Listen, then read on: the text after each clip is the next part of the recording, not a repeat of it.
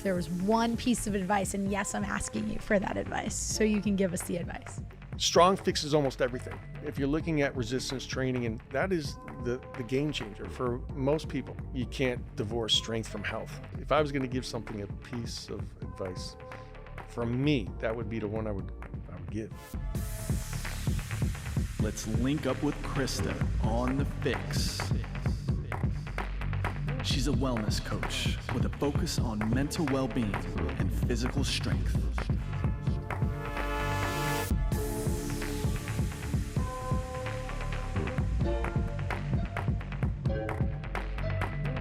What's going on, Fix listeners? Welcome back to our latest episode of the Fix podcast, episode 98. I'm your host, Krysta Huber, and today I am so excited to introduce a local guest who actually joined me in studio, the very first guest that we've had in studio at Black Swallowtail, and that is fellow fitness professional and gym owner and partner of the Fitness Fix brand, Matt Jennings with TheLIFTGym. Matt and his wife, Kathy, I had the pleasure of getting to know them over the course of the past 5 or 6 months. And very recently, we wrapped up an 8-week nutrition challenge that we hosted inside of their facility.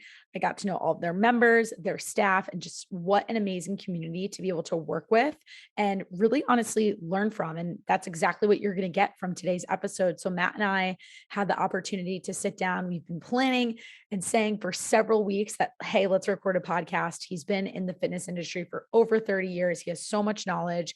And this was a fun one because I actually opened this entire conversation up, as you'll hear, by asking him what he's changed his mind about over the course of his career in fitness. Because as you all know, as we talk about on the show, as we see on social media, the fitness industry, the wellness industry has so many different fads and trends when it comes to diets, even when it comes to training styles and programming. So it was really cool to be able to talk to Matt about that and have him open up and just really give insight into how his perspectives have changed, what works for him with his own nutrition, and so many other things. And I'm very, very thrilled to announce for all of our local listeners out there that we are actually hosting a special in-person event on May 7th. So if you're listening to this podcast live, when it drops, we've got about a week until that event, a week and a couple of days until that event. And it's going to be in Point Pleasant at the TheLIFTGym on May 7th at 10:30 a.m. Now, this event has 3 parts. So we thought, for as much as our clients do really well in the gym, they've got their fitness routines down. And then on the Fitness Fix side of things, we're supporting them with nutrition. One of the biggest issues that a lot of them face, or struggles that a lot of them face, has everything to do with meal prep, how to make meal prep more fun, how to make it simpler, and just really actually enjoy the foods that we are preparing. So with that in mind, we are partnering up with a local chef. Her name is Devin Smith, and she is going to be joining us at the Lift at 10:30 a.m. on May 7th. And we are going to talk about how to just have some fun this summer with fresh recipes, specifically salads, lots of veggies. She's got a few different things planned. She's going to be sharing some recipes with everybody who joins. And if you're local, we would love to see you there. So super easy to sign up for it. All you have to do is head over to the link down in the show notes and you can reserve your spot, RSVP with us.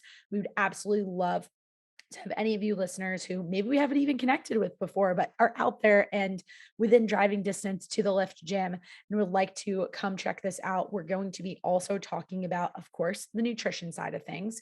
If you have ever struggled with trying to figure out what is the appropriate amount of calories for you to consume and how to actually understand fueling your body in a way that is going to, one, help you feel great, feel energized, but also help you see changes to your physique. If you desire fat loss, we're going to give you the basics.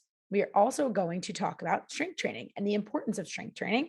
And then, as I said, bring that all together with some helpful tips, tricks, and hints from Devin right in the kitchen. And it should be a lot of fun. So if you have questions about it, shoot me a DM over on Instagram at @KrystaHuber or over on our podcast Instagram account at thefix.officialpod, and hope to see some of you guys there. But with that, let's let you into the episode and welcome Matt to the Fix podcast.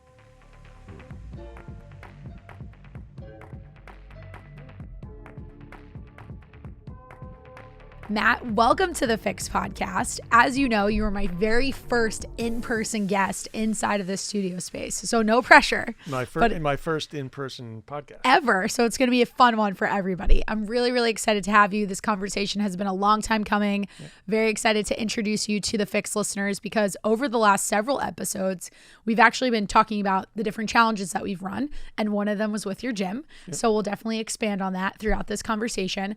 But before we get into any of it, we need to know who you are. And we keep it light just to get into it. So First things first, anytime I have a guest on this podcast, I always want to know what your go-to coffee order is because I'm a big coffee drinker. Starbucks, just a simple Pikes, black. Okay. Black. All of our fitness people, they don't want to add any extra calories, so they're just straight black coffee. And if I'm home, it's just in the Keurig. It's just a dark roast. Okay, nice. Gets the job done, right? That's it. Perfect. So Love it. I'm not a complete snood, but yeah, I do enjoy coffee every day. Good. Did I just say coffee? Yeah. Is that the Jersey way to say coffee? Can be. Well, good. Well, now that we got that out of the way, we're going to get into all of it. And the way we start each episode in introducing one of our guests is you can give us your resume, tell us about who you are, tell us a little bit about your gym, whatever you want. But to really invite the FYX listeners into this conversation, I want to know who you are, but more specifically, why we should all care about what you have to share with us in this episode. All right.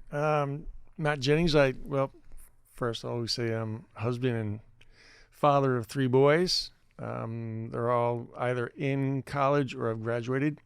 We have a boy right now in Penn State. He's a freshman. Luke's at OCC, finishing up his associate. Matt's done with Stevens a couple years ago during the pandemic. All great guys. So that's first. Second, we own a gym. My wife and I own a gym in Point Pleasant Beach, New Jersey. We've been there for 12 years now. But my background as a coach, trainer, started back in '93 in New York City. Majority of my clients were in the fashion industry. So high profile characters. There's so many of them, but that's where I bit my teeth as a trainer. I was there for 8 years. Opened a gym in 2000 in where we're living now in Bricktown. Sold it in 2006, and eventually started getting back into training, but more into group training. Okay. Which is what we do now. But the clientele that we're really, mostly marketing to and really want to help are the 40 plus clients who are in that phase that, yes, weight loss is important to many of them, but they're now coming to us, and this is interesting because this has changed over the last several years. Weight loss isn't the number one thing, it's strength. And then that's where I come in because that's my background as a former bodybuilder, national champion bodybuilder, and powerlifter. So that's my wheelhouse, and that's where we're at now. Perfect. So you were the go-to guy on all things strength, which I was hoping you would bring up because that's really one of the big things I want to dive into in this episode. You know as well as I know, and you probably know better than me because you've seen the fads and the trends over 30 years of being in the fitness industry. And I think I agree with you. Like I see it in the nutrition space too. I'm getting fewer and fewer clients who are coming to me specifically expressing a desire for weight loss. They actually are nervous to tell me if they have a goal number in mind. And it's really interesting. They'll be like, oh, I'm not married to a specific number on the scale. And I'm like, it's okay if you are, but I think we've gotten so far from that. And people are really, really trying to take this more holistic approach, which the Fitness FYX is all about that. So I kind of want to use this episode to marry the nutrition and the fitness piece together and really talk about why strength training is so important as a part of your fitness routine, especially for all the people out there who are very focused on let's burn as many calories as possible. Let's look at our watches, our Apple Watches or whatever you're using and be like, well, how many calories did I burn in this workout? Right. And kind of break down some of the myths and the science behind it. But before we do that, obviously, as you mentioned, you've been at the fitness game for a long time. So I'd love to know if you could pick just one thing. This might be a hard question. You could do 1 to 3. I'll give you a range. If you pick maybe 1, 2, 3 things that you had an opinion on 10, 15 years ago, but you've like totally changed your stance on it? Is there anything that comes to mind for you? Yeah. So with, I think everyone bought into over several years, and not so much recently, but into the specific diets. The paleo, I got into the paleo. Keto, I definitely got into keto. But I did it as an experiment for me, seeing how it would affect my body and how I might be able to, you know, extrapolate my experience and share it with others. But it never works that way. The experiences I have are many times under much more control because I really want to find answers.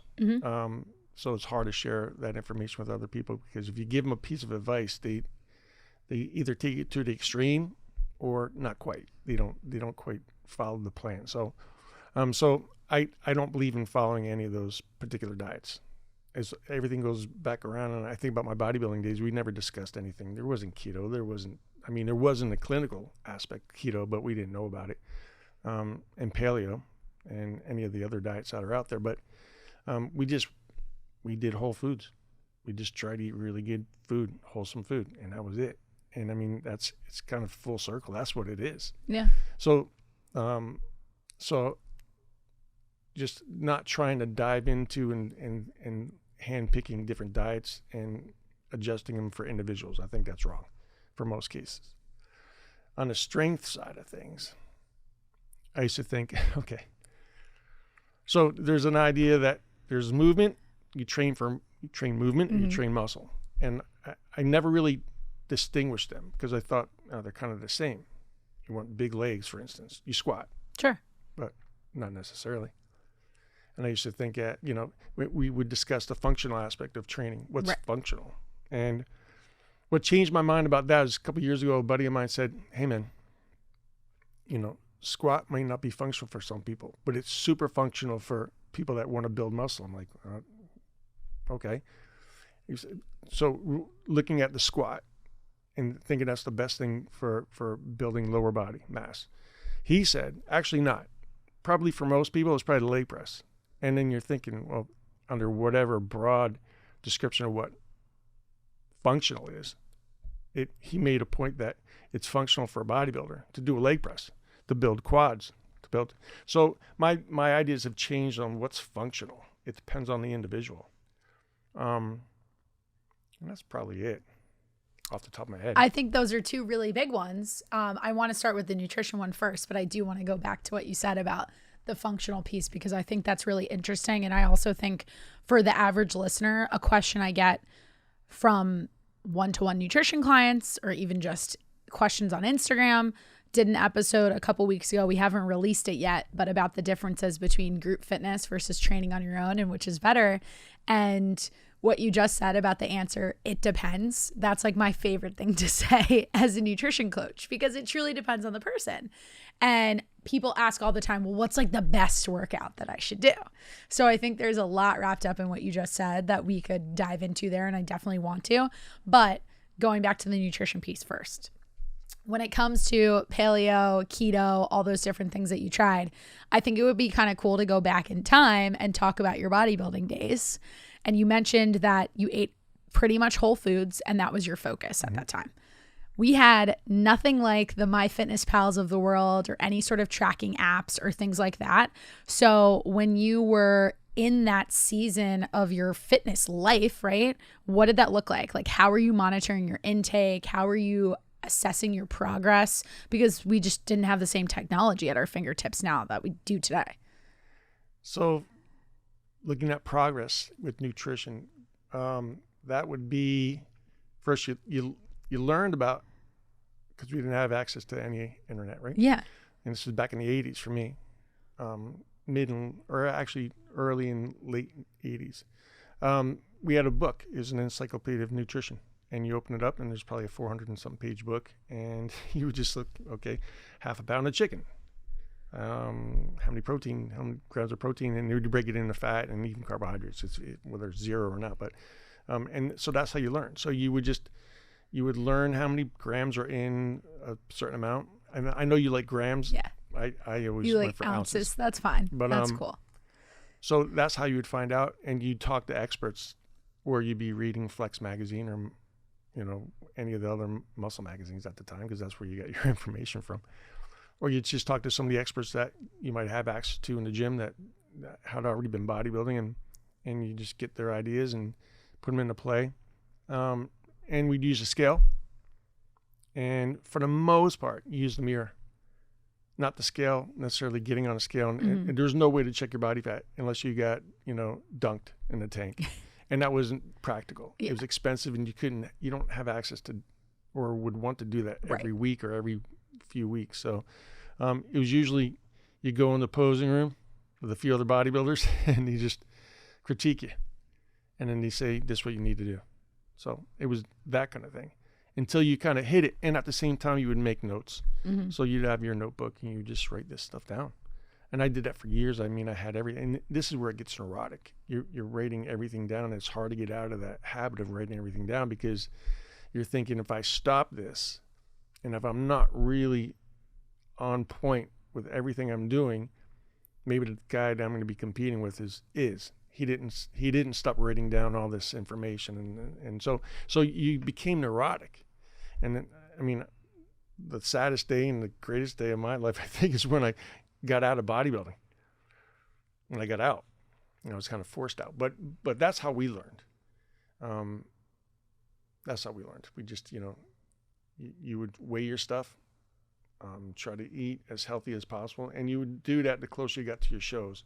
So you would have a cutoff date. Mine would start like all junk food, anything I was having, whether it was ice cream or fried foods. April 1, it stops. And then it just gets better from there on. And so you kind of, you look at when your first show is, and you reverse engineer what you have to do, what you have to look like, what your body weight's going to be approximately when you get on stage, and you make those adjustments as you go along. But it was really a lot of guesswork initially, totally guesswork. So there's a big advantage today. Yeah. So what I'm hearing in that is, I think to all of my people out there who complain that food tracking is hard, you had me at that 400-page encyclopedia having to look things up. I don't think I would have wanted to do that. Yeah. Where now we can go right into MyFitnessPal and literally search chicken, or go on Google and type in like USDA chicken weight, and you have your answer. Technology has made us, I don't want to use the word soft, but lazy. We've gotten lazy. Right. We definitely have gotten lazy. So, yeah, I'm not sure if I like the way we did it. It worked.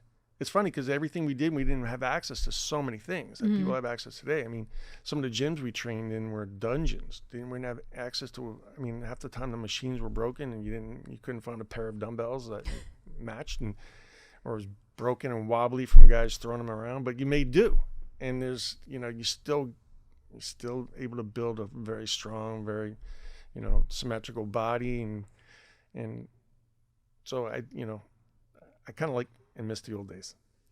How much do you think the abundance of information and the access that we have is playing into the fad diets, or just people's general confusion of like, what is the best thing for me in terms of my fitness and nutrition? I think there's so much out there and people have access to so many of these options, whether it's workout programs or nutrition, kind of nutrition advice or new diets that are out there, that they don't stay on a program long enough to know if it works. There's always looking at shiny. It's never shiny enough. And then you end up getting nowhere and maybe go backwards many times. So yeah, it's having options is probably not a good thing, having too many options. And that's what I mean. I miss the old days, because there weren't it was like, dude, train hard, get your nutrition down, and get advice, and take that critical, advice and put it to good use, and just give it your best shot. And that's all you had to work with. And so to me, that's brilliant, because it's simple. It's pretty black and white in a way. So that thought process that you just shared, how do you inject that into your coaching today? Well, if you train with me and you're talking about some other coach, or you're talking about some other program, I'm like, choose your coach, because I'm not gonna be working with another coach. If it's a strength coach or someone that you've come to us to make these changes to your body, whether it's hypertrophy, aesthetics, whether it's a weight loss or weight gain. Again, that's where I can come and say, listen, you either get advice from me. I don't think people should be against getting advice from other people, but you follow one program, and if it doesn't work for you, then you have to change. But at least that. Like, I don't want to hear that you're listening to or working with another coach while you work with me. That doesn't make sense, and it's not fair. So. And how do you define something working or not working for somebody? Because I think this is such a big challenge for people. Metrics. Got to measure it. And so someone's idea of progress might be different than, say, my or some other coach's idea of progress. But when you have the data in front of you and you can show them, and you are making progress, and it's just maybe not as quickly as you'd like it to move along, but this stuff takes a long time. And I think this too, that people, they're looking for the result and thinking that that's going to bring them, and I think this is what everyone does anything in this world for, to be happy, to find happiness. I'm like, man, don't do that, because the outcome that you want, and maybe one day you'll arrive, might be the outcome that you're not quite looking for. But I think just, people understanding, hey man, enjoy this process. And that's where you're going to get the joy, because you learn things as you're going through a process instead of just thinking about the final destination. I learned that in business. You always want to reach a certain goal. There's always some type of revenue or profit goal that you want to get to. And when you're not there, you're not happy. And you think if you get there, you're going to be happy. And that's not the case necessarily. So it's all the great stuff that you can learn and share with people along the way. I think that's where you get all the great stuff from.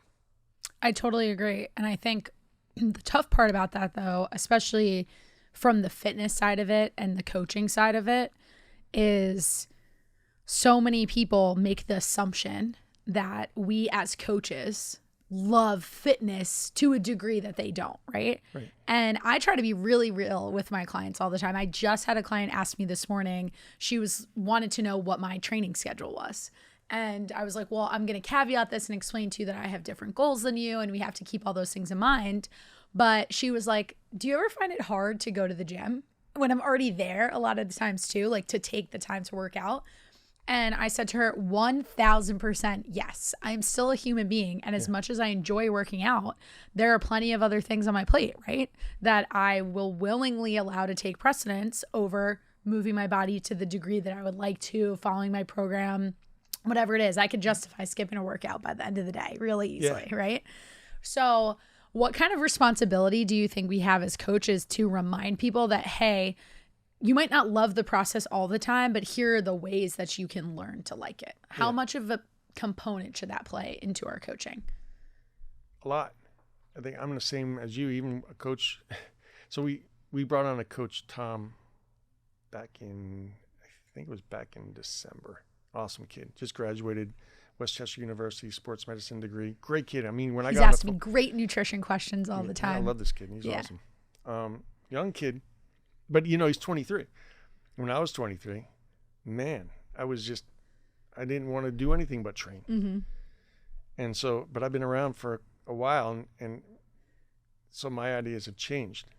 And you go through different phases, and then at some point, you don't want to be in the gym that often. And you look at how much can you do? What's the least amount you can do to still achieve the goals you want to achieve? I like to call minimum effective dose. Totally. That's a great description.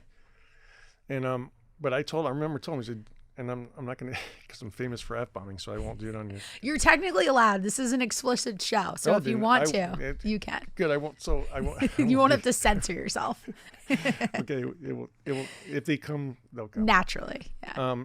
But I said, Tom, man, sometimes I hate training. Sometimes I just really don't. But if I'm in the gym and the intent is to train, I don't downplay it. I still get the work that I'm supposed to get done.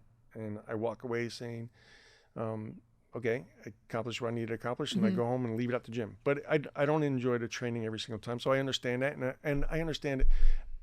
I mean, that's not completely true. I mean, I do enjoy the process. I enjoy enjoy the ability to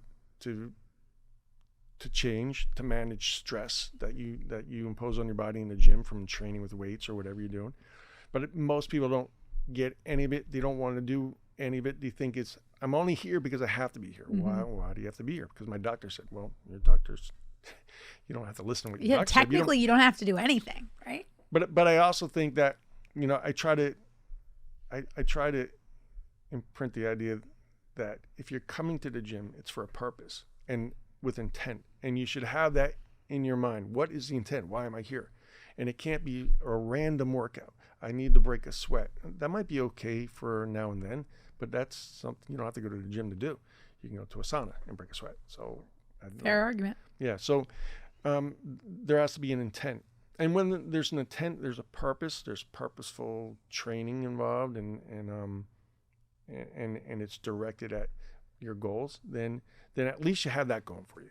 So if it might not be the most optimal time for you to be in the gym on every single day that you're in the gym, but at least it's on your schedule and you do it, and at least it's a win for the day at the end of the day. But it's not something like, I agree, people think that we're coaches and that we love this stuff, and this, for me, the correct answer is I can't do anything else.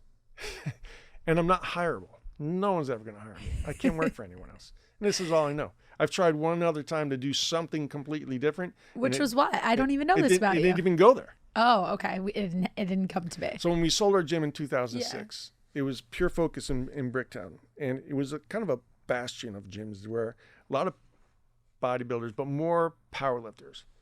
And I loved it. But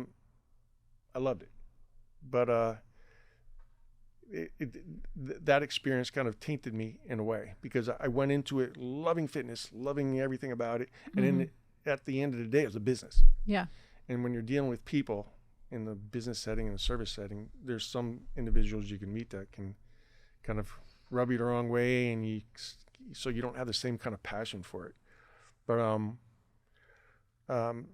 in 2006, we sold it, and I said, I'm going to take a breather. So we had a little bit of money set aside. It wasn't an enormous amount of money, but I was able to just breathe.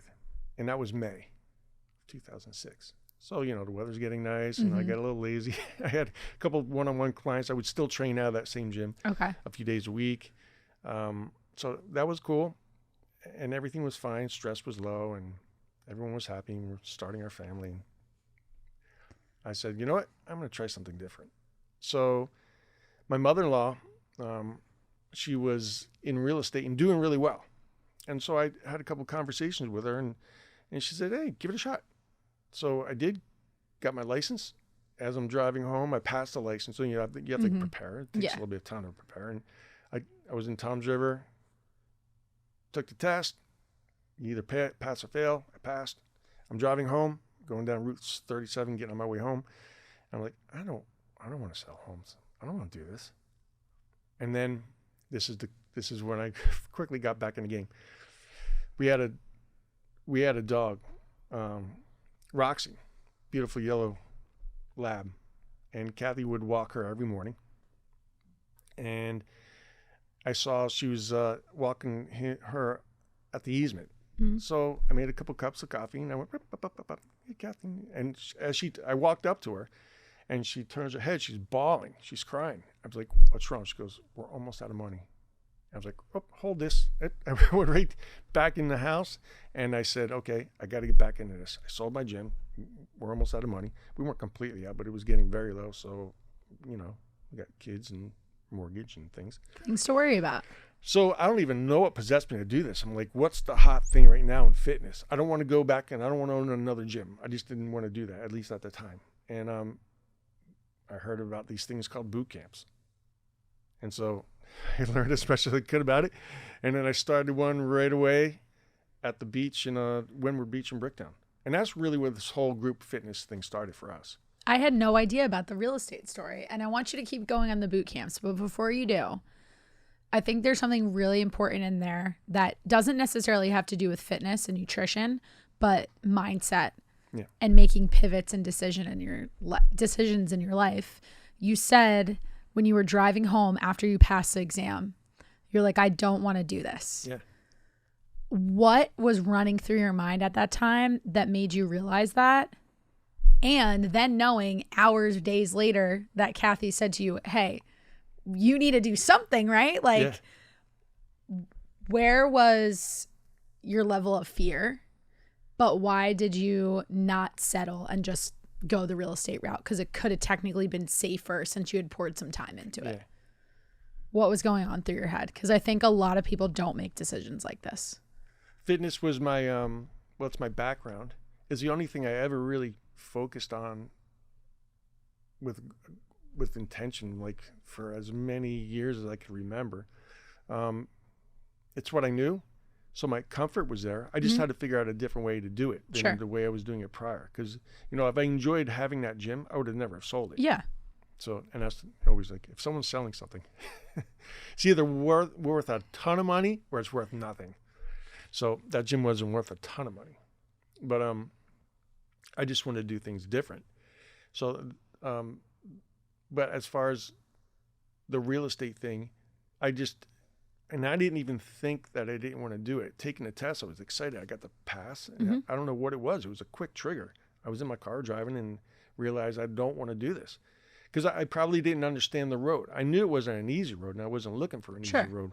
But I was just kind of picturing myself, meeting people at a home and, opening up the house and let's look through this song. I was like, and you were like, that's not me. I don't want to do that. Yeah. I'm not even that personality. I'm an introvert. I'm not. This is recorded, so I don't care. I guess I'll say it anyway. I'd rather be by myself than be around people. So if I'm around people, it's because maybe I have something to offer them and I could teach them. The only thing that I know that I can help people with and teach them and guide them is fitness. So it's my go-to, and I'm not really comfortable. I like learning other things. Hobbies are important to me, but as far as where I think I can make a living and help the most people, I'm in it. I'm doing just that. Real estate wasn't going to be it for me. No way. So fast forward to that conversation where this boot camps, tell us about how that took shape and how that ultimately eventually became the Lift, right? Yeah. So we started at Windward Beach. It was April of 2008. I had to go through the rec department. And I told him what I wanted to do, and he never heard of it before. He said, very interesting, and he wanted more detail. And so I gave him, I told him as much as I could explain about kettlebell training and TRX, and that's really what we used at the time. And that was pretty much the only equipment. That was it. So big departure. Paint the picture for us of what your previous gym was like. Previous gym was maybe 7,500 square feet. You walk in, it's your basic conventional old school bodybuilding type of gym. But it was welcoming because this is a tough time for me too. I had to get rid of a lot of the clients that were probably not even paying their monthly membership, but they were the guys that were ruining the equipment and ruining the environment. So, but I had to clean it up. So it was a family-friendly bodybuilding type of gym. So that's what that was. What we were doing on the beach was literally either under a kind of a cabana, I guess, type of thing, where we would set up the TRX and everyone would have a kettlebell, and I have a boom box, and that's where our music played out. There's a little outlet there, so that was our music. And I had an MP3 player, actually, that went through that. And we would also go on the sand and just do some cool stuff at the end of the workout. But it was just a large group. So it turned into something that was, that went through the town, the rec department, but it was my business. And it was great during the seasons that we could use the beach. Sure. When it was off season in the winter, we'd go to my garage. So people would come through our house. My family's eating dinner, and we'd come through the kitchen and go out the garage door. And I had a 500 square foot gym that we built, and it worked great. And we'd fit like 10 people in there at a pop. So that was just whoever wants to train in the off season during the winter months, the cold months, come to my garage, and it was perfect. We did that for 2 years. And then I got a small studio off Bridge Ave in Point Pleasant, and that thing was 1,000 square feet. I think we had 600 usable square feet. And that thing quickly blew up. But we stayed there for as long as we could, and we're looking for other locations. We finally found one at our present location. But it wasn't available. Only like maybe 3,000 square feet was available at the time. The gentleman who owned it was in construction, so they were using 2/3 of the building. Okay. And we just continued the large group program. I wasn't crazy about it because it's not optimal program. You're trying to sufficiently program for a lot of people. And it just, to me, it was like, while I'm writing the program, it's just like, this isn't the most optimal way to do this. So eventually, I mean, we ran a lot of great transformation contests and things like that, and we were kind of known for that for a while, but it was kind of a churning type of membership because, we were at the time marketing to the weight loss community, which it was great because, we wanted to help people, but it was just still a churning type of situation.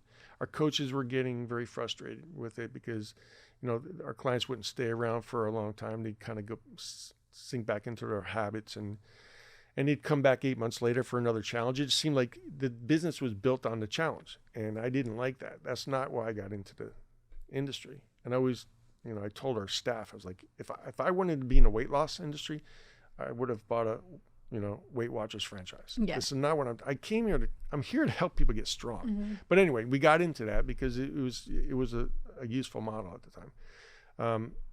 But then eventually we transitioned. We eliminated doing many of them. Once in a while, we still do a transformation challenge at some level. But we introduced small group training, which is kind of semi-private, 6 people maximum with one coach. And that way you can really adapt the training, adjust the training to all the clients. And that I could sink my teeth into. I believe in that big time. And so that's where our focus is now. So small group personal training. And let's use that to tie back to the very beginning of this entire conversation around your comments with movement and functionality and muscle and movement, right? Because I do want to come back to that. And this is kind of the perfect segue to do it. Why do you feel like the small group setting might be an option to say, hey, when we're looking at this from a functionality standpoint and people's goals, you have the person who might be better off with the leg press, and then you have the person who might be better off with back squatting. What does that look like in real life inside of your gym? Well, we have access to both the movement, and they're both movements, but you know what?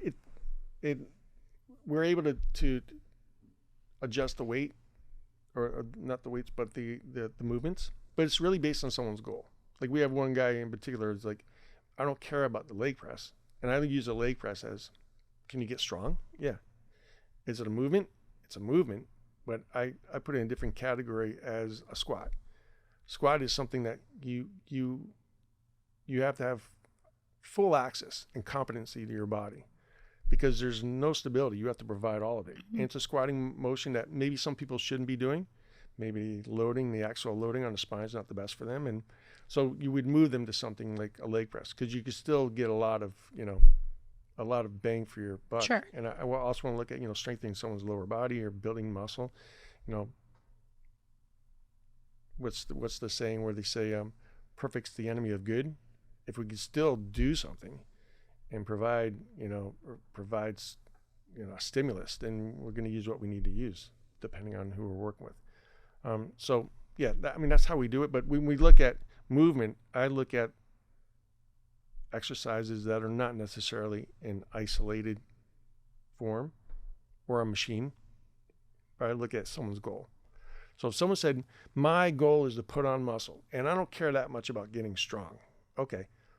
I wish I had a gym full of machines because that's probably the best way to do it. Because we've provided the stability, and all you have to do is just put your feet wherever they need to be, put your arms wherever you need to be, and do that pattern. And even from a, end user perspective, I think too, having trained so many different ways myself, when I hear that, one of the biggest things I think about is like, I used to be that person who was doing all the high intensity, all group fitness classes. And in the last 3 years, I focused much more on, I want to put on muscle and not necessarily from the strength perspective, right?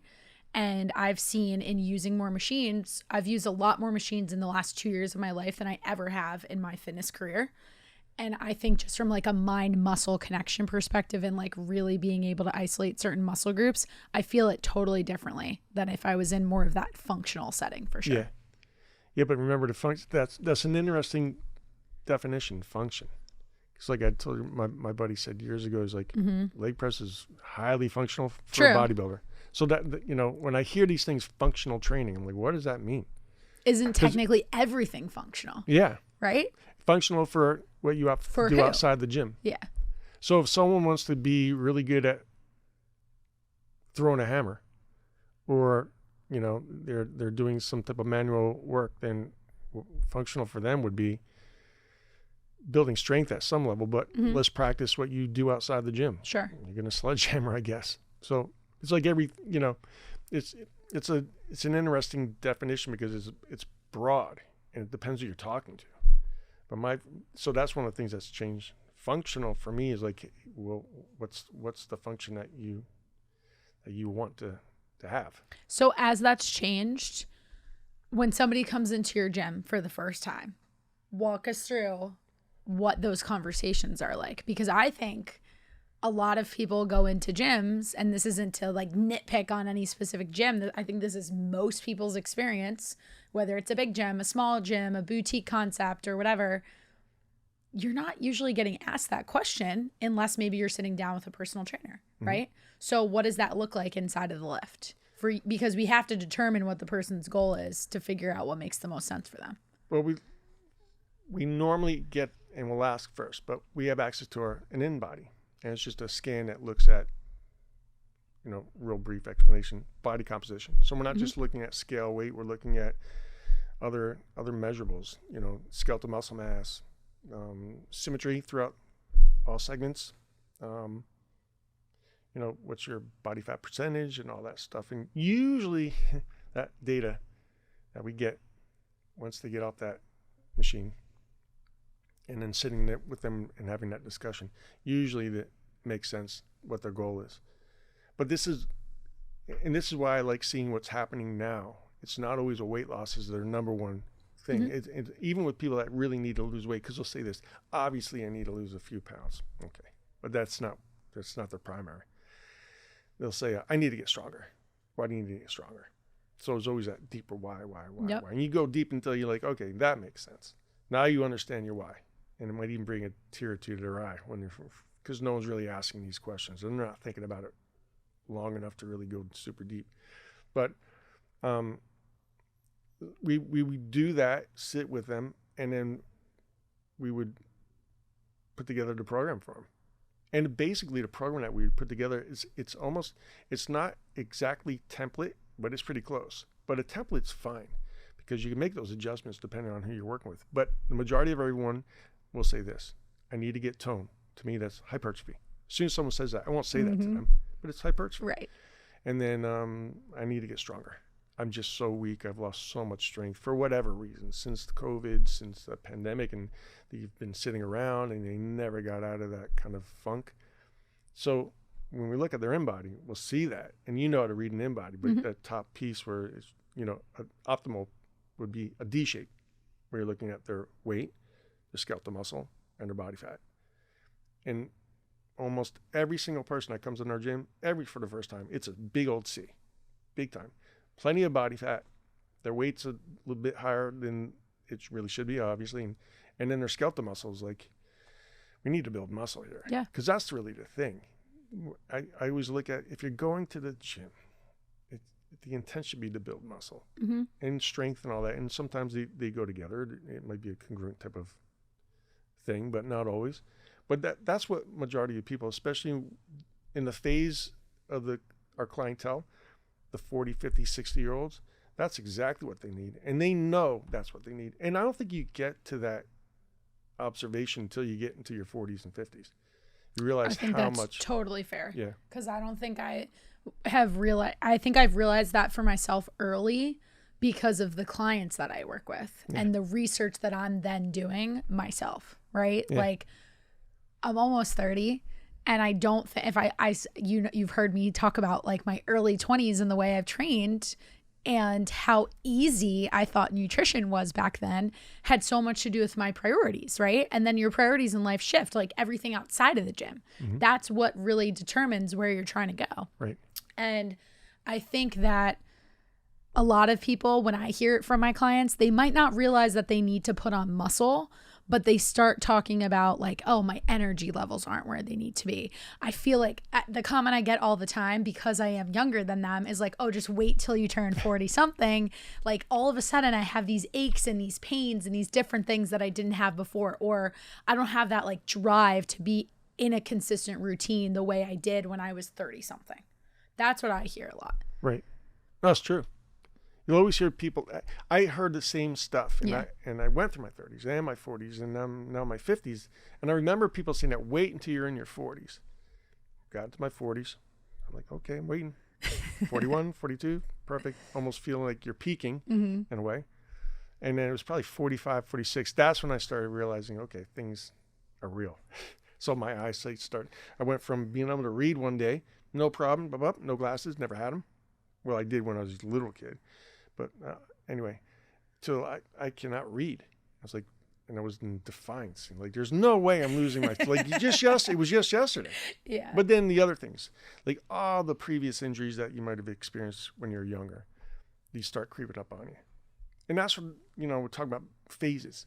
You have to readjust things. You can't, like, I'll give you an example. So I've got a lot of issues going on. And some of them I was born with. And then some of them came from just beating my body up. And not so much in the gym, but I raced motocross both before I started competing as a bodybuilder. And then after, the year or so after I got out of bodybuilding, maybe 2 years, I went back into competitive motocross. And I got hurt. It's not like if you go down, it's when you're going down. And I went down several times. But I had a couple of, 2 broken hips, a shattered right leg. And those things didn't bother me until I was about 50. And then these start creeping up. And actually I just had a hip replaced about a year and a half ago. So, you start saying, okay, this is no joke. And then you realize, the pain game's real, and what can you do to mitigate pain? And you still want to do your training. You still want to have some type of physique possibly and some level of strength that's going to serve you outside the gym. So you make changes, and some things you have to give up. Mm-hmm. But so it's that kind of idea that these things do happen. I think I'm that one person in my life, and this was when I got back into motocross, and we were at a track, and it was my brother-in-law and myself, and then a bunch of guys you just meet at the track, and we're just BSing. After we did an hour or so on the track, we're all off the track, sitting on our bikes talking, and there's one guy left, and he's just ripping around his track, just ripping. It's like, nah, this guy's pretty good. And he was on a 125, so that's a smaller engine class in motocross. And he was like a tall and lanky. So you figure it's gonna be a tall and lanky teenager. Guy pulls off after doing several more laps, pulls up right inside our circle off the track, takes his helmet off, and he's a bald guy, really nice skin, but you could tell he's an older guy. I didn't know how old he was, but he started talking to us, and he had a Swiss kind of brogue, and he was 83 years old. No way. Yeah, 83. And the guy's like, if I had 250s like you guys, I'd be crushing you on this track. You guys are slow. And he's just getting kind of busting our chops. But I start talking with him. I'm like, how do you do this?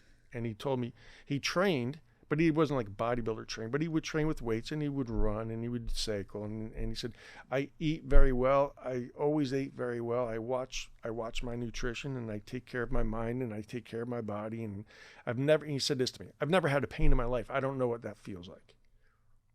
Now, why he said that, I didn't ask him about, have you ever felt any pain? But he said, I've never had pain in my body. So that was the only guy I ever met. Yeah. So I was like, I want to be that guy. Interesting. Yeah. I don't think I'm going to be that guy. I've got 30 more years, 20 something more years to go before I'm his age. And that's not going to happen. So how do you give advice to the average person who, you've mentioned like there's always things we can change, right? And we can swap out different exercises and make adjustments. But for the person who might be afraid to go into the gym by themselves or doesn't want to ask for that help, or they're staying in the box. I get this a lot with my nutrition clients. They're really comfortable with the large group fitness setting because of the social aspect and some of those other things that, don't get me wrong, they're very beneficial, right? Yeah. Especially if it's going to keep somebody consistent with moving their body, period, however you want to define that.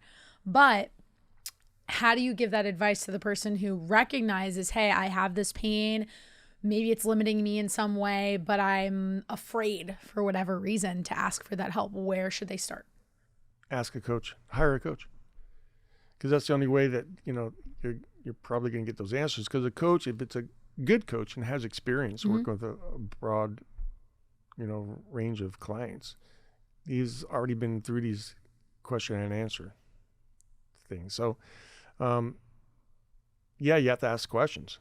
You have to get to the bottom, like what is their goal, and then also know enough to say, hey, what do you do outside the gym? So if you're feeling pain here, are there things you're doing outside the gym that might be influencing that pain as well? And so you get into the nutrition thing, you get into the sleep thing, you get into the other excessive stresses that everyone has, and asking those questions and try to help them figure out solutions to mitigate those things. So maybe some of these pain, some of the pain that they're experiencing is lessened. But you have to ask someone, because you want to go to someone that you think is probably going to have access to that information, or they have that knowledge, instead of guessing. But I think you're right. I think people hesitate. But I don't know, be more welcoming and more, I guess, be more welcoming for people to, approachable. Right. I think my favorite clients are the ones who are the most curious and are also willing to be patient, because that's the big factor in a lot of this. But in the last 2 years in particular, as I've worked with more and more people, even in the last 6 months alone, and just working with more people at the same time too, especially from a nutrition perspective, because I've had to tweak the way I coach in that group setting when I'm delivering a lot of information to people who learn differently, hear things differently. They might hang on like one piece where I said this one thing, and they take it to a degree that I was like, oh, I didn't even mean for you to interpret that way, right? Right. And so what I have learned about myself in the last 2 years, but again, like especially in these last 6 months, is what role do I play in terms of how I create the environment for the person to feel comfortable to ask the questions, for them to come up to you after a class and say, hey, like this thing didn't feel great for me when I was doing this movement. Or because even often I see this a lot in the group fitness setting. I'll have a person come into my class for the very first time. They'll tell me they have an injury. And whenever they say, but I know how to modify for it, I'm like, okay, but you've never done this class. So how do we know that you know how to modify for it in this setting? Or, you're not a bother to me. I think that's a big one too. A lot of people are afraid that as the coach, you then need to go spend extra time with them. I love when that person's in class, because it gives me, it's like a way for me to like test my skills of like, what other exercises do I have in my back pocket that I can think of off the cuff that allows that person to still have a really great and welcoming experience inside of that setting. Yeah. Yeah, I agree. So just getting back to your point is, being approachable. And I think a lot of times, like I have this, it's funny when we're at the gym and I'm coaching, I don't coach too much anymore, but people are hesitant taking my sessions, and they'll say, because you're going to kick my ass, or I'm like, that's the last thing I want to do. I don't want to do that. I want to provide something that's going to benefit you and not hurt you. And so you come with like, people presume who you might actually be or how you might actually act. So yes, a lot of times like you have to say, listen, I guess I've got to change your idea about me or about a coach or whatever. And then please, I'm only here to help you. I'm not here to judge. I'm not here to do anything but see what I can do to provide a solution that you came to us for. in the first place. So, I mean, it's just, Mike Boyle said, I think, Mike Boyle is? Of course. And a lot of the things you've been saying, I've been thinking about him. I was actually just at up there 2 weeks ago for cool. their spring seminar. So Well, he did a great, his presentation wasn't just about fitness, and it was like 50 things I've learned over, or 25 things in 25 years or something like that. Yeah. But it was really good. Well, he'll say one of the things, I'm not sure if he coined it, but people don't care how much you know until they know how much you care. So it's got to be that. You have to build that trust. And sometimes that's the only way. I mean, even like when we meet new clients, I mean, it takes them a while to really feel comfortable in that setting with that coach who already expressed that, hey, that we're here for you and we're here to help you. And so it still takes time for people to get comfortable. And then once they're there, then they're going to listen. But you can't assume that they're going to listen to you right off the bat.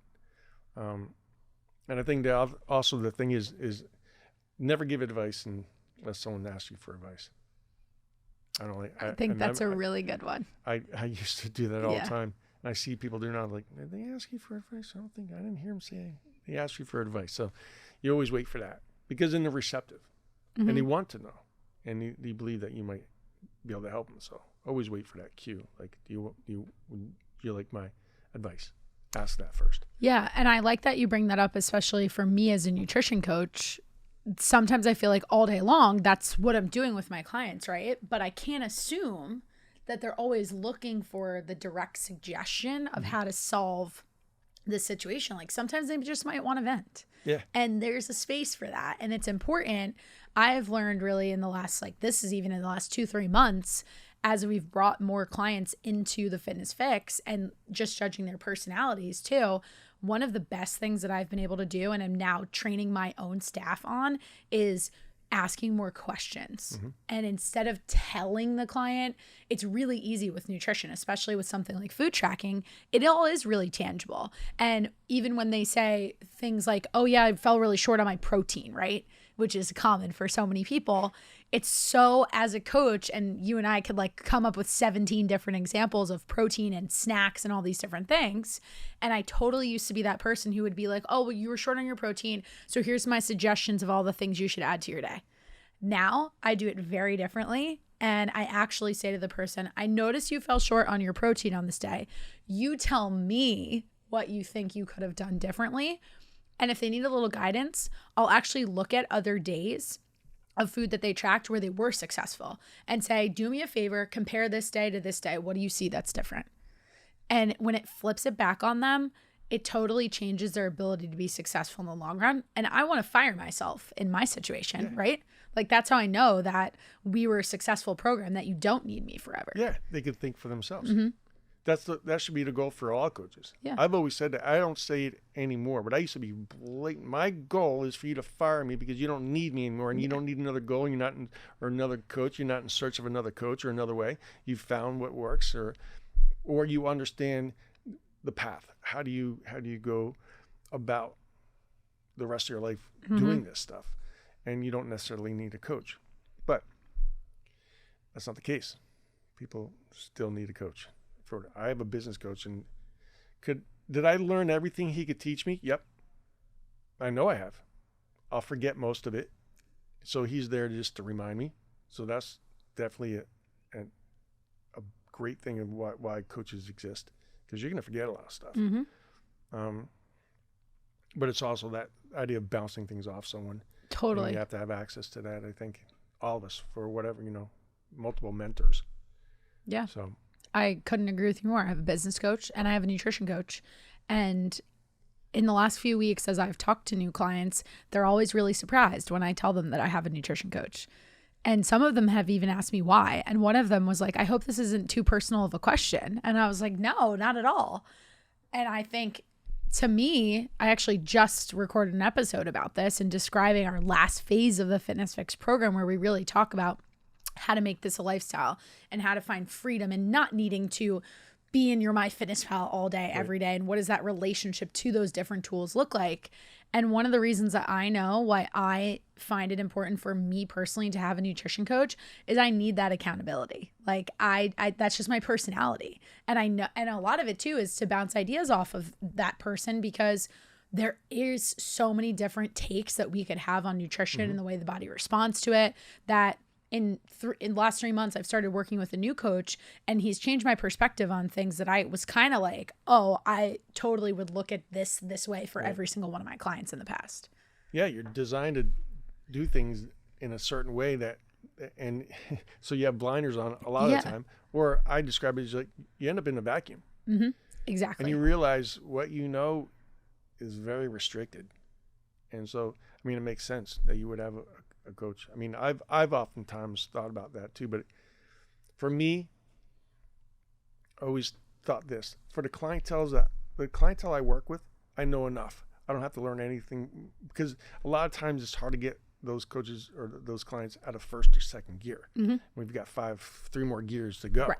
So I don't need access, but I would do that, not for me personally, but to learn more. And for me, I think it would be more of a coach in helping understand behaviors. That would be more important for me to have a coach like that. But and that's part of a nutrition coach. Usually they have that as well. They have that kind of knowledge and background, and it's not just exclusive. It might be biased to nutrition, but it's not exclusively nutrition. There's other issues, because we've discussed this. It's like everyone, like if you ask someone, and nutrition is it's a simple, it's not easy thing to understand, but it's very simple if you just want to break it down in terms that everyone can understand and prove to them that you understand what good nutrition is. You just say this: cupcake, apple. And you go, well, what's the question? Well, which is a better choice? And you got to get a little bit more sometimes, because you're going to be a wise guy and say, well, a better choice if I'm in the mood for a cupcake, then it's the cupcake. Right. But that's what I would nutrition, say. like feeding and nourishing your body, which is better? And I'll say the apple. Then you say, good, you understand nutrition. Maybe you're an expert, maybe not quite an expert, but you know enough. But that's not enough. You need to go deeper than that, because we've got, like, again, technology and social media and everything else, that all these influencers that don't know that much, really. They're not experts, but they're listening to people like that who are not great coaches, right? So so you have to so at the end of the day, where I was getting at is, like, you have to understand the behavior thing, because you got to get through all that stuff. People are being influenced all over the place, and they're looking for that quick fix. And I think we're getting away from that idea of quick fixes. I think people are like, been there, done that. There's no such thing. It might be a quick fix, but it breaks me. Yeah. Every time I go through these quick fixes, it breaks me. So, understanding behaviors is probably the most important thing. People know what they should be doing. You just don't know how to get there.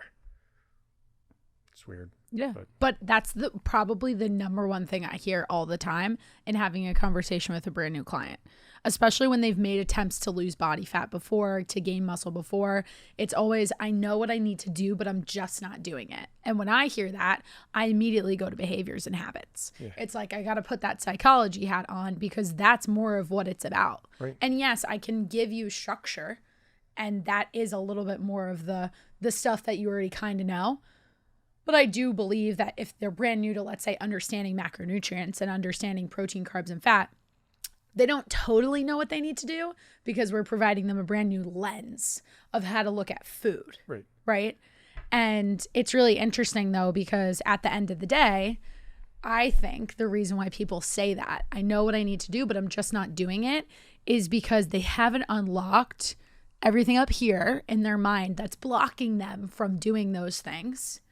And 2, I think, and you said this earlier, just in us talking about the process, right? And like appreciating that journey.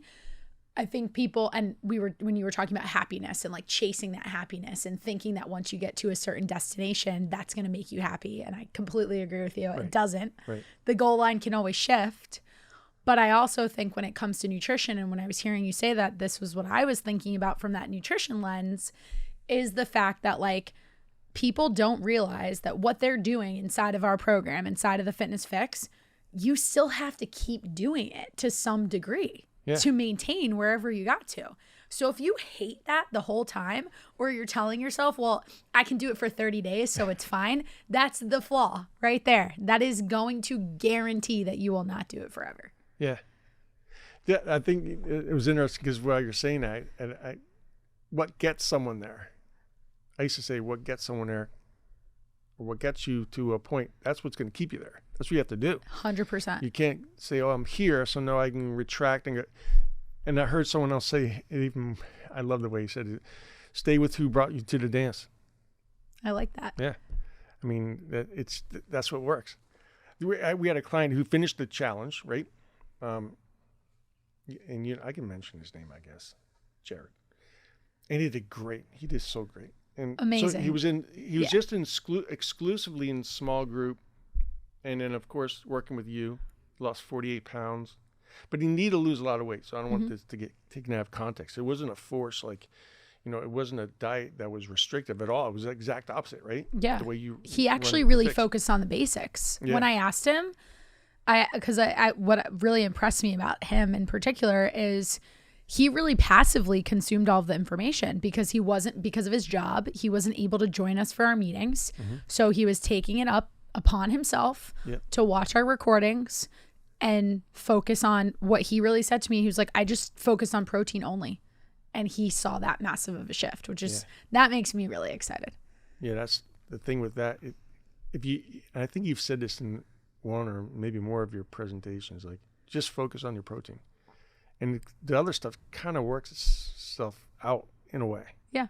But yeah, what Jared said was after the challenge, it was like maybe 2 days, maybe the challenge, maybe just weighed out. And he's giving me I saw his, the results. I'm like, dude, I was blown away. And he said, Coach, what do you think I should do next? I was thinking about doing this. I said, stay with who brought you to the dance, bro. You're doing great. You lost 48 pounds. And so you're on a roll. And do you have to still lose some weight? He goes, obviously. So I said, just keep doing what you're doing. But it's funny how they arrive at some point. In this case, it was an 8-week challenge, which was called The Last Time You Start Over. It wasn't like lose 20 pounds in 6 weeks, right? It was something, teaching something. That's what it was all about. But it's interesting that you have to remind people, like, this is good enough, man. You found it. It's like the old idea. I've heard Dan John say this. Hey, man, what happened? You lost a lot of weight in that diet. What happened? I stopped doing the diet. If you want to call it a diet. Right. But he stopped doing what he was doing that got him there. So why do you stop doing things that are working? You continue doing something until maybe you hit a plateau. And then you got to think, okay, what's the next tweak? And what do we tweak? Exactly. Yeah. You said the same exact word. And it's what do we tweak? And even then, I see that a lot with our one-on-one clients when we're going through a calorie deficit or something like that, and they're starting to see a possibility of a plateau. But even then, they really quickly might want to pull their food. And I'm like, wait a second, how's our sleep? Yeah. Oh, you only got 5 hours one night this week? Let's focus on that. And they kind of get like really fixated on one area and think that that's the only thing they need to focus on. Right. Yeah. Or they'll say, well, I slept well. Well, earlier in the week I was sleeping really well, but the last 3 nights I haven't. So, okay, you don't have that dialed in yet. So that's still something to focus on. How can I keep this a little bit more consistent? Same thing with nutrition. You've heard this. Monday through Friday, dude, I'm awesome. And then on the weekends, well, I let loose a little bit. Yeah, we call those our weekend warriors. Yeah, and it's like, well, explain what's let loose. What does that mean? And then they tell you what let loose means. Like, dude, that's like off the rails. Right. So you have to learn to don't eliminate the weekend and what you enjoy doing, but I mean, at least keep one wheel on the rails. I mean, don't go totally like, derail. So yeah, it's, I think people don't understand, like, this is, and we've said this before, like, consistency trumps intensity, it trumps all the other things. Like, for training, for instance, someone would say maybe, or compare themselves to someone who trains maybe 6 months out of the year, like a beast, and then they fall off for 6 months. Or someone that trains in moderate pace, but they're consistent. They don't do anything extraordinary in the gym, but they're consistent. At the end of the year, who wins? You know? So they're not the idea that you have to suffer to get a response or to get a result, or it's just that learn consistency and learn what you can sustain, because they kind of go hand in hand. You're not going to be consistent for something that's off the charts challenging for you. So I think for the most part, the clients that we work with, that's them. I'm not working with any Olympic athletes. Are you? No, can't say that I am. You could. Maybe. I wouldn't want to. That's a high responsibility. It is a high responsibility. I wouldn't want. Yeah. That's too much stress. I don't want that stress. It is a high responsibility. That's where it does get more nuanced. Like, because again, different goal, right? Mm-hmm. There's a totally different set of stakes on the line.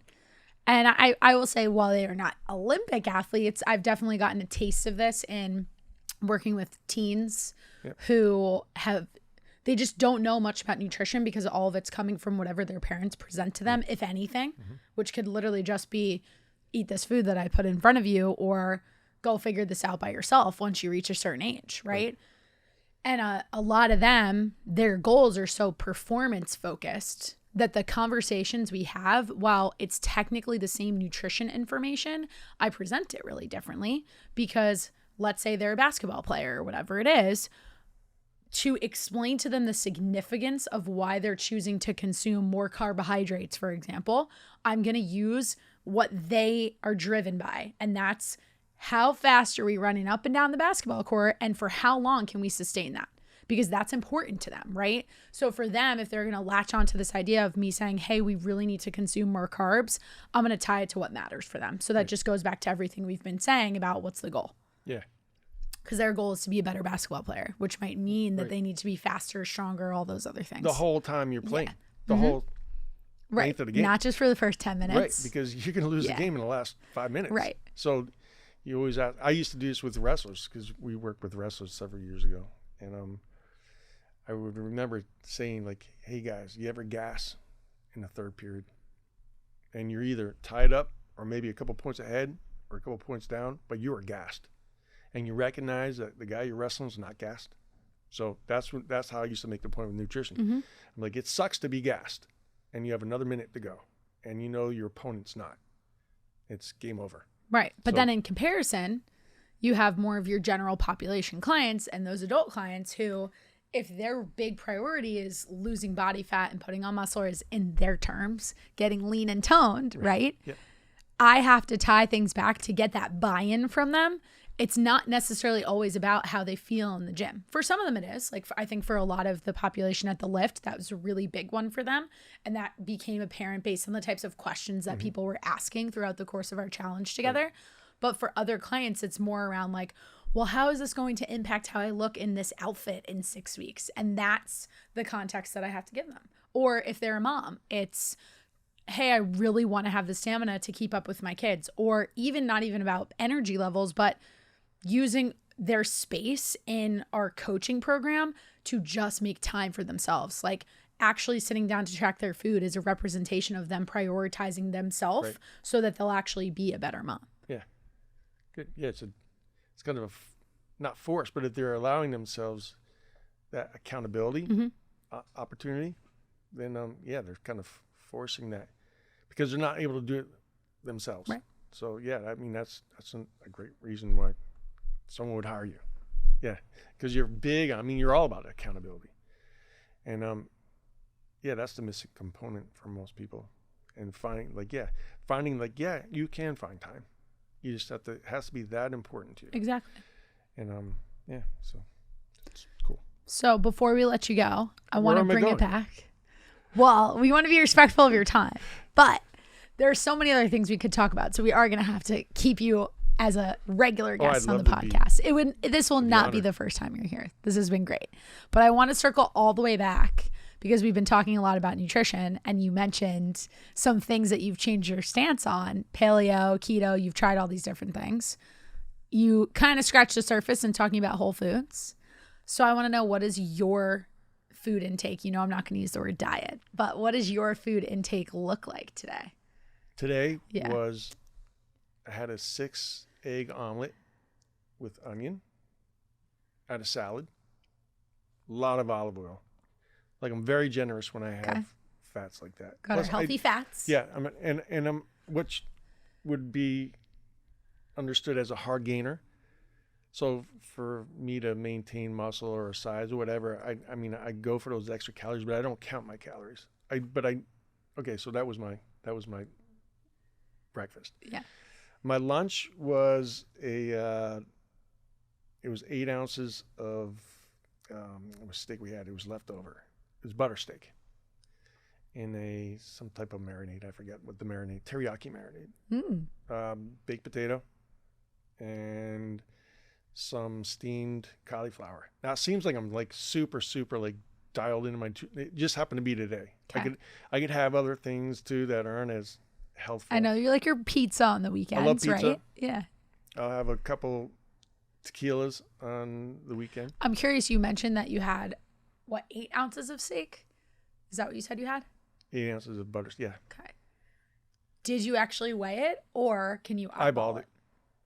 Tell us why. This is really valuable. This should turn into a clip for the episode. I did it for years when I was a bodybuilder. I Mm-hmm. mean, as far as I know, 8 ounces of red meat 35 years ago is still 8 ounces of red meat today. Mm-hmm. So I eyeball everything. I know exactly. I could tell you what my grams of protein, and that's what I focus on. I just think every single day I get about 180 grams of protein in, period. Whether it's a Saturday or Tuesday, it doesn't matter. I do that really fairly. It's just part of it. I can do it easily. It's not hard for me to do it. And I do sometimes supplement. Like the days I train, it's very easy for me to just take 2 scoops, Sure. 60 grams of whey protein, and then I know I got a third of my protein in right there. So, but yeah, I mean, most of my days are pretty healthful eating. I don't eat more than 3 meals a day. My last meal is usually my biggest meal, and it's usually loaded with starches. I might eat a box of pasta with my chicken or whatever. Helps with sleep. Then that's why. Yep. And you've heard that.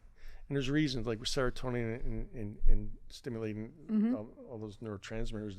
But carbs do that. And it's funny because people say, oh, you shouldn't have carbs. We've heard it. And we're going to keep hearing this for at least another couple more years. But shouldn't have carbs at night because you'll get fat. And you've explained brilliantly, like, well, that's not the case. So getting rid of that carb, The carb phobia. fear. But it helps me sleep. And that's one thing that I still have not dialed in 100%. I get it. It's on and off, and sometimes it's inexplicable. Why did I get great sleep last night? I have no clue. Why did I get terrible sleep? I don't, unless I had a couple of tequilas, and I know that's why.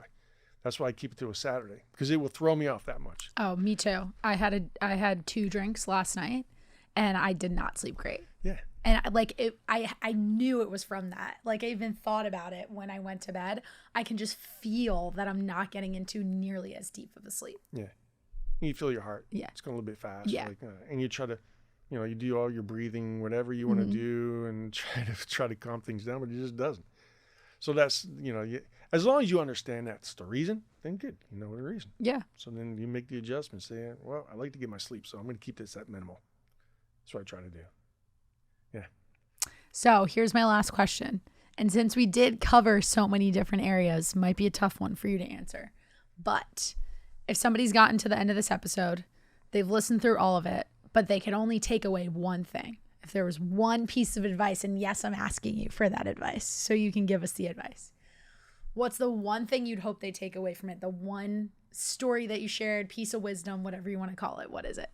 Well, I don't think I even went into it because we didn't talk too much about strength training or anything, but and these are 2 ripoffs from 2 different people. So Mark Rifkin, who's a well-known strength and conditioning coach. I think he's in Florida now. But he said this years ago, and I'm going to rip it off because I don't think he trademarked it. But if Mark hears this, but he said, and it's brilliant. Strong fixes almost everything, and he's right. People could take that out of context, but if you're looking at resistance training, and that is the game changer for most people, I think, because it's the one thing that people kind of don't realize the power of being stronger in resistance training and all the influences it has on your body. So that would be one. And the other one's just another kind of the same thing. And you can't divorce strength from health. You're not healthy if you're not strong. I like that one. And I don't know what level of strength that means. It just means that you're not weak and you're not restricted, or you don't have lowered capacity to do things that you want to enjoy outside the gym. So the gym is a place where you control, and you're in control to get stronger. So you're strong outside. We didn't go over any of that at all, but that if I was going to give something a piece of advice from me, that would be the one I would give. Those are great. Cool. Love it. So I know you're not personally a big social media guy, so let's plug The Lift. If somebody hears this episode and they want to learn more about you or the gym, tell us where they should go. Well, several years ago, right before the pandemic, or right around the pandemic, I got my Facebook page hacked. And so we never got it back, right? Never got it back. Yeah. So whatever. I'm just fine. I'd rather not have that back. But it was cool because I had a lot of good information on it. TheLIFTGym.com is our website. And then the underscore lift underscore gym on Instagram, right? Instagram. So that's about it. I'm like I said, we're not super focused on social media. We know it's a necessary evil, so we do some stuff there. But I'll be posting more, just valuable information. We haven't been doing that. We've been doing some other flashy stuff. The fun stuff. We got to have a mix of both. But yeah, so we have to get some content that is informational. So we'll have a few clips from this episode. So there you go. Perfect. Well, Matt, I will link all of that down in the show notes so that if people do want to check it out, you guys can go right to wherever you're listening to this podcast and then click on it and learn more about The Lift. But like I said, this won't be the first and only time that you're here. So you'll be a returning guest for sure. This has been great. And I just want to acknowledge you and say, I tell this to my guests often, and I feel like we've had the luxury of doing this more than once, because the very first time we met, I think we talked for more than 2 hours, right? Yeah. And I love that about podcasting, because I put my phone in Do Not Disturb. It is so easy to be like, oh, I got to look at my watch. I got to do this. I got to do that, and get distracted by so many other things. But one of the biggest roles that podcasting has played in my life in the last year plus has allowed me to slow down a little bit, because this is the only thing that matters right now for this last hour and a half that we've been talking. And I learned so much, and I learned more about you that I didn't even know, which is great. And so I just appreciate you for giving your time and your philosophies and sharing that with the FYX listeners. So thank you very much. I appreciate you having me here, first of all. Of course. I was looking forward to this because we were talking about this several months ago, right? But one thing I noticed about you is you always give time. And when someone's talking with you, you give them time, and you don't, Thank you. There's nothing that, you're not at all distracted. If you're talking with someone, you're giving them 100% of your focus. So I love that about you. Thank you. That's one of the things I picked up early on. And you'll give time, even though you had a long day. Someone's got a couple questions for you at the end of the day. You stay around and you answer them. So awesome. Appreciate it. Well, to everybody who tuned in to today's episode, we appreciate all of you for being here. If there's anything you got out of this that you think even 2 minutes of it would be valuable with somebody in your life, you know what you got to do. Go ahead and share it. Put it up on your Instagram page, text it to a friend, anything like that. And as always, from wherever you're listening from, we hope you have a wonderful rest of your day.